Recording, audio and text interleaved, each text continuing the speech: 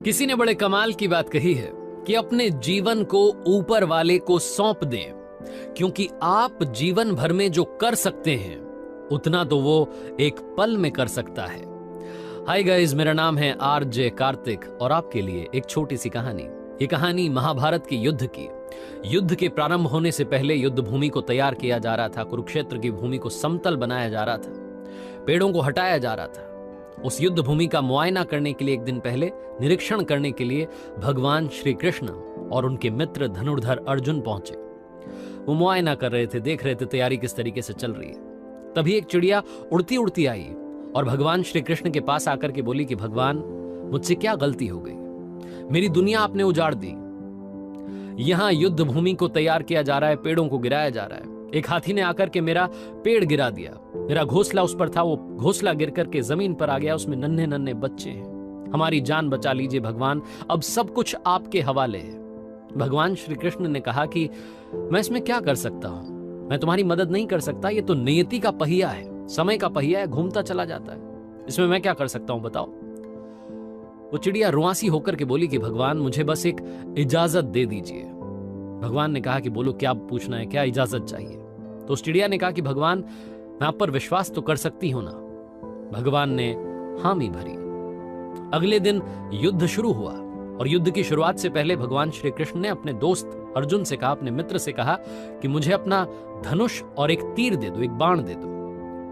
अर्जुन ने अपना धनुष सौंपने से पहले पूछा कि केशव, आपने तो प्रतिज्ञा ली थी कि आप शस्त्र नहीं उठाएंगे। क्योंकि अर्जुन चौंक गया कि भगवान को शस्त्र क्यों उठाना पड़ रहा है, ऐसा क्या हो गया?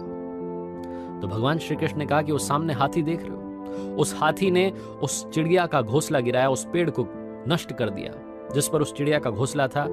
मुझे कुछ तो करना पड़ेगा। अर्जुन समझ गया। भगवान श्री कृष्ण ने वो धनुष लिया, एक तीर छोड़ा, लेकिन ये क्या, वो तीर जाकर के हाथी को लगा ही नहीं। उसके गले में जो घंटी लटकी थी उस पर जाकर के लगा और वो घंटी नीचे जमीन पर गिर गई।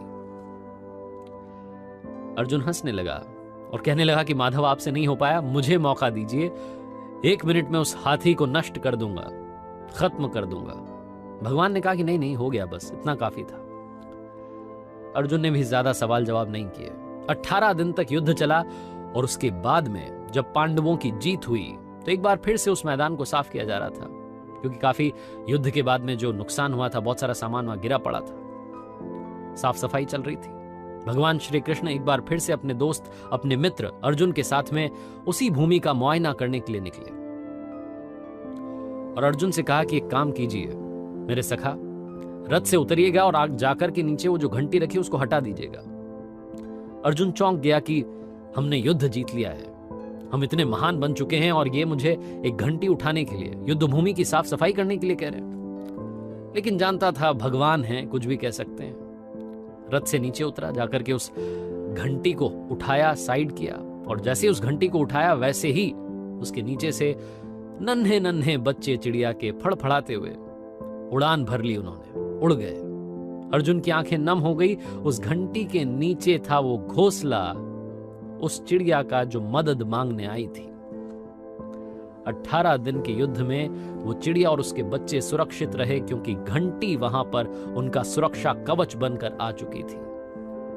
चिड़िया ने शुरुआत में सिर्फ ये कहा था कि क्या भगवान, मैं आप पर विश्वास तो कर सकती हूं ना? और भगवान ने हामी भरी थी।